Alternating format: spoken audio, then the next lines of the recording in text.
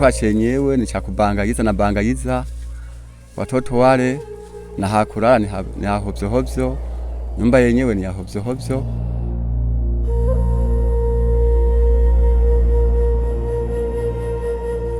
Yani maisha yangu na mgonjwa wangu ana miaka 6 hajatembea.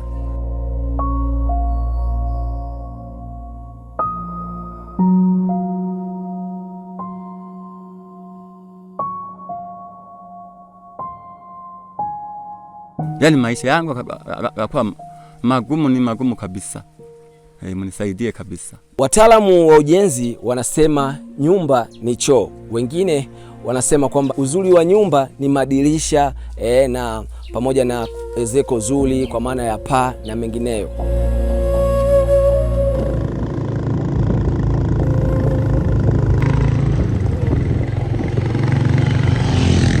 Lakini leo hii nimesafiri zaidi ya kilomita 30 kutokea Kibondo mjini na nimekuja katika kijiji cha Bukililo. Katika maeneo haya nimekutana na mzee ambaye ana changamoto.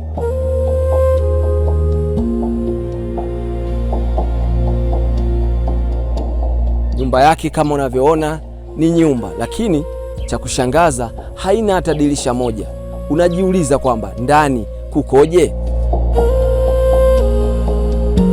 Ndani ni giza, lakini unaambiwa kuna mtu ambaye amelala zaidi ya miaka 6 ndani akiumwa. Nimedondokea kwa chini, kichwa kinaumia, mgongoni, yani na tumboni.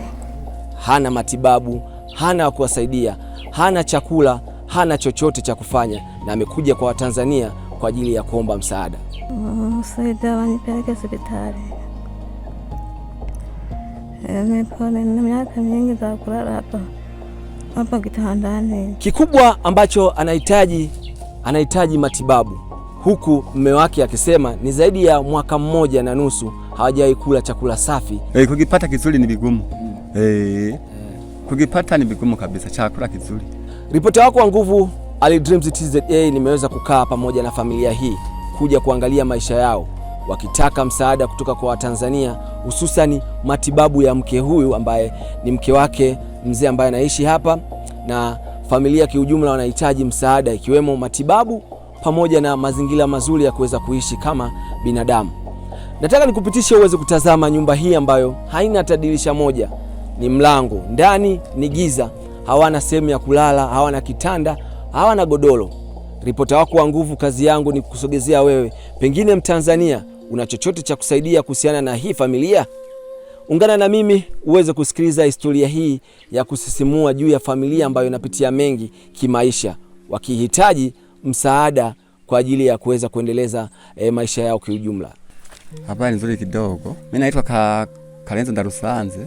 Umri wangu na nizaliwa mwaka 74. Okay. Unaishi kijiji gani hapa, waeleze?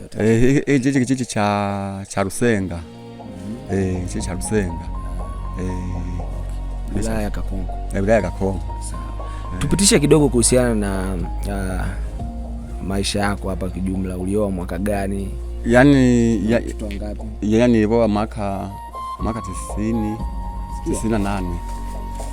Napata mtoto mwaka 99. Una watoto wangapi? Na watoto 6. Na mtoto wa kwanza na umri gani? Mtoto wa kwanza ana miaka 22 nazo. 22 nazo. Sawa. Na tupitishe kidogo kuhusiana na hali ya maisha hapa nyumbani. Hali ya maisha yangu kwa kweli mmeona kabisa maisha yangu. Chakula chenyewe ni cha kubangaiza na bangaiza watoto wale, na hakulala ni hovyo hovyo, nyumba yenyewe ni ya hovyo hovyo. Yani maisha yangu na mgonjwa wangu ana miaka 6 hajatembea. Yani kabisa maisha yakawa hayo kabisa. Okay. Na hapa ni kwako? Hapa ni kwangu. Hii nyumba ulijenga mwaka gani? Yani hii nyumba ina miaka 4. Hii nyumba ina miaka 4 ambayo umeijenga. Umeijenga kabisa. Sawa. Na shughuli gani unafanya hasa shughuli? Yani shughuli zangu nafanya vibarua kwa watu, nipate vya kuhemea. Shughuli zangu na kwa kweli nafanya kazi za mikono. Sina biashara, sina nini. Maisha yangu ni hayo. Na aliyoko ndani ana miaka 6 na umwa ni mke wako? Yaani mke wangu kabisa. Yaani kabisa, yaani alianguka, baada akaanguka, yaani akamatwa na hayo magonjwa hayo. Hatembei, hafanyi chochote kabisa. Ni ugonjwa gani ambao anaumwa? Yaani huo ugonjwa kabisa. Yaani tulienda hospitali ndogo ndogo. Hatujaenda kwa hospitali zikubwa kabisa. Tulikoswa hela za kufika. Sawa. Hospitali wanasemaje kuhusiana na yaani hapa hospitali? Yaani walituambia kabisa tulienda Kibondo. Wakatuambia kabisa tuwape hela bamutibu hayo magonjwa. Hizo hela tukazikoswa. Na walisema ni ugonjwa gani? Yaani huo ugonjwa. Walisema baba tupe hela tumutibu huyo mke wako. Anaweza katembea. Sasa nani hizo anazipata wapi? Hizo anazipata wapi? Sasa kama umezikoswa baba, mrudi nyumbani. Tukarudi. Kwa hiyo sasa hivi anashinda nyumbani tu. Anashinda nyumbani, hafanyi chochote, hatembei. Yaani maisha yangu kakawa hayo kabisa. Siwezi niwe na maisha mazuri na wakati na mgonjwa. Kwa hiyo chakula mnakitoa wapi? Chakula nikipata kahera naenda kuhemea senta. Nahemea toa muhogo, nahemea na maviazi, patisha na kaugali. Kaguhemea. Mara mwisho kula chakula kizuri ilikuwa ni lini?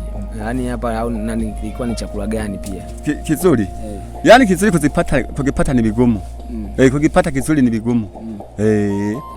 Kukipata ni vigumu kabisa chakula kizuri. Ni chakula gani ambacho mkila hapa nyumbani mnaona mmekula chakula kizuri zaidi kuliko siku zote? Chakula yaani chakula kizuri kwanza kama mchele ni chakula kizuri.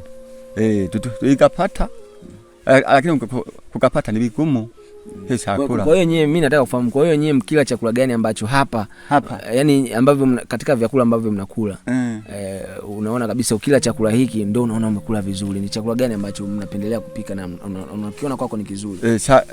Ni chakula cha na ugali. Nipata mboga nzuri na chakula cha ugali ni kizuri. Na kacheni na mchele. Unaweza kutueleza katika familia yenu hapa ni muda gani pengine mjapata chakula kizuri kama unavyosema wali? Yaani wali kabisa. Yaani wali kuna mwaka na nusu. Hujala wali? Sijala wali kabisa. Mkipika wali hapa nyumbani ni kama sherehe. Itakuwa sherehe. Yaani tutafurahia, watoto watacheza. Watacheza. Nanunua kilo moja na 772. Inatutosha hiyo. Inatutosha hiyo. Unatamani nini ukifanyike? Unatamani nini na nini kwenye maisha yako? Yaani kwenye maisha yangu nahitaji kabisa kabisa mnisaidie kabisa, msaada wa kunisaidia kabisa. Yaani maisha yangu ni magumu kabisa. Yaani ni magumu. Kwanza mwanzo mpaka mwisho ni magumu kabisa. Sina kitu chochote cha kunisaidia. Sina. Yaani maisha yangu kwa magumu, ni magumu kabisa. Mnisaidie kabisa. Nawaomba. Nini ambacho sasa unahitaji usaidiwe? Kitu gani? Yaani kanyumba mnisaidie na kanyumba. Yaani mkinisaidia kanyumba. Yaani na hakulala ni hovyo. Sina hakulala hazuri. Mumeona boss na mumeona kabisa, mmejionea. Yaani mnisaidie kabisa kila chochote kabisa. Naomba kabisa, nawaomba mnisaidie kabisa. Na matibabu ya mke wako? Na matibabu kabisa ya mke wangu kabisa. Mnisaidie na mke wangu kabisa. Atembee, apone. Apone. Mngesaidia hiyo na Mungu awabariki. Pole sana. Asante. Unaendeleaje? Hamna, hali sio nzuri. Nini shida? Naumwa. Unaumwa nini? sijui. Nimedondokea kwa chini, kichwa kinaumia, mgongoni, yaani na tumboni. Kwa hiyo unashinda ndani tu, utoki nje? Naenda kidogo kidogo kwenye, naenda ngapata nyumba. Pole sana. Asante. Kwa hospitali walisemaje hospitali? Yaani tulienda Mtendeli wakanitibu kwenye mikono, waje pitole huku, wakasema ugonjwa hakuuona, wakatuambia tuende Kibondo, wakatupeleka wenyewe. Wakamara kutupeleka Kibondo, wakanitibu hapa, wakasema ugonjwa tumeuona. Wakamwambia baba, una hela? Hamna, sina hela. Tufanyeje? Sema kama huna hela uende nyumbani. Kaboja tunaenda nyumbani, tunakuta kwenye msaada kwenye gari ya watu, akatufikisha hapa Bukiriro. Kwa hiyo unawaambiaje Watanzania? Unaomba nini kwa Watanzania? Kiswahili sikijui sana. Akuzati osega abantu bagufashe gute? Saida wanipeleke hospitali. Nimepona, nina miaka mingi za kulala hapa kitandani. Mimi ni jirani. Unazungumziaje kuhusiana na familia hii kama jirani? Na shida sana kwa sababu ana mke mgonjwa sana kutoka zamani. Kama mna uwezo mnaweza kumsaidia. Sina neno la kuzidi hapa. Lakini hali ya maisha unaonaje kama jirani familia hii? Mnaweza kumjengea kanyumba kazuri kwa sababu naona na yeye yukoje. Yuko na yeye vibaya. Bwana, haya ni mazingira ambayo anaishi mzee huyu pamoja na mke wake. Kwa sasa hivi hapa ni sehemu kama ya jiko. Nimekwambia hamna dirisha, ni mlango tu, na imeonyesha kama ni sehemu ina vyumba vingapi hivi? Hivi ina vyumba 4, kimoja hiki kingine. Kwa hiyo ni nyumba na hapa ni sehemu ambayo analala hapa. Unaweza kutazama. Hamna godoro, hamna nini. Ukitizama haya ni mazingira ambayo mzee wetu analala. Hamna godoro, hamna chochote. Umeona? Ukiangalia ni ameweka magunia na sehemu ya kuweza kujiegesha hapa. So mke wako analala wapi? Pale. Pale. Umeona? Mke wake analala hapo, ni sehemu ambayo penye hamna. So kwa Watanzania ambao wanaweza kuguswa, tunaweza kumtafutia godoro, tukamnunulia godoro, tukamnunulia chakula, hata kujenga nyumba, kwa sababu nyumba hapa mpaka inasimama hata 1,500,000 unapata nyumba nzuri tu. 1,500,000, 2,000,000 nyumba inasimama, unapiga na bati, inakaa vizuri na madirisha. Tofauti na maisha ambayo yanapitia hapa. Lakini pia mgonjwa huyo hapo ambaye ana zaidi ya miaka 6 akiwa ndani anaumwa. Wamekosa pesa ya kumpeleka hospitali kwa sababu hali yao ni duni. Kwa hiyo IOTV tuko hapa kwa ajili ya kuweza kumsaidia kama unavyoona mazingira. So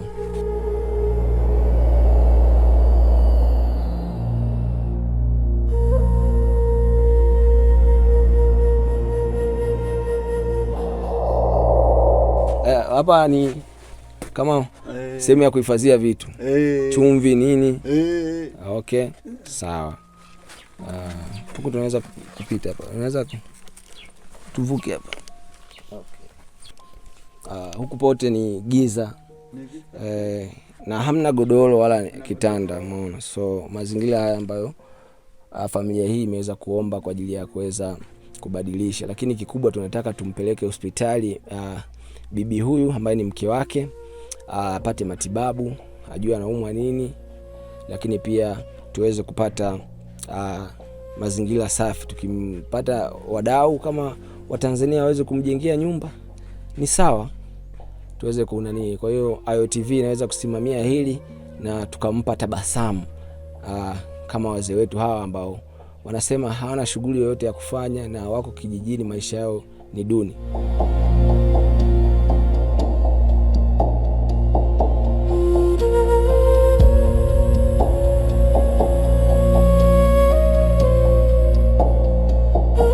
Bwana, hizo ndizo ripoti za AyoTV kutokea katika kijiji cha Bukililo wilayani Kakonko. Tumezungumza na mzee wetu hapa Kalenzo mwenye umri wa miaka 52 ambaye anaishi maisha kama unavyoona, maisha duni na maisha ambayo muda mwingine wanakosa chakula na kulala njaa. Tuko hapa kwa ajili ya kumshika mkono na kumpa tabasamu. Unaweza kuchangia, ama pengine ukiwa na jambo lolote la kuweza kumsaidia katika familia hii, unaweza kuchangia kwenye namba ambazo tutaziweka hapo kwenye YouTube. Pengine ukiwa na jambo tunaweza kuzungumza, tukaona namna ambavyo familia hii tukaishika mkono, hususani mgonjwa ambaye amelala miaka 6 ndani. Ripoti za AyoTV kutokea katika kijiji cha Bukililo wilayani Kakonko mkoani Kigoma. Mimi naitwa Ali Dreams TZA.